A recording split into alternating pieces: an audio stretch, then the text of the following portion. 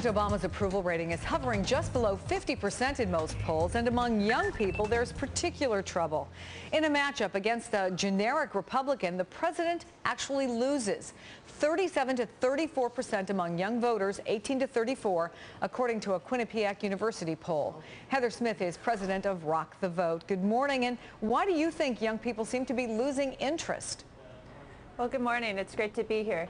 You know, I would say they're not necessarily losing interest. Every day they are faced with the economic hardships, the downturn, but you know, the governing process is very different than the campaign process. It's a lot slower. There's a frustration with the pace of change. There's a frustration with the corporate influence over the people's influence. And ultimately, they need to be paid attention to and in order to continue to turn out and support this president. Yeah, there are some pretty critical elections coming up, of course, the midterms, and traditionally, young people have not turned out in any significant numbers. What's Rock the Vote doing in regard to that this year?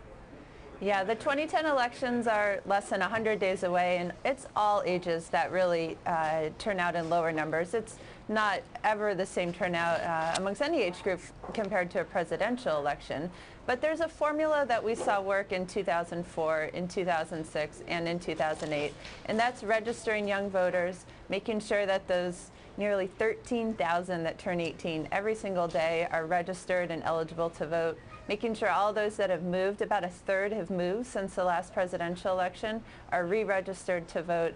And Rock the Vote's actually running our largest youth voter registration drive in a midterm election ever this cycle. Then we need the candidates to go out and contact these young people and address their issues and make them feel paid attention to in this process. Heather Smith, thanks so much for being with us, and good luck with that project. Thank you very much.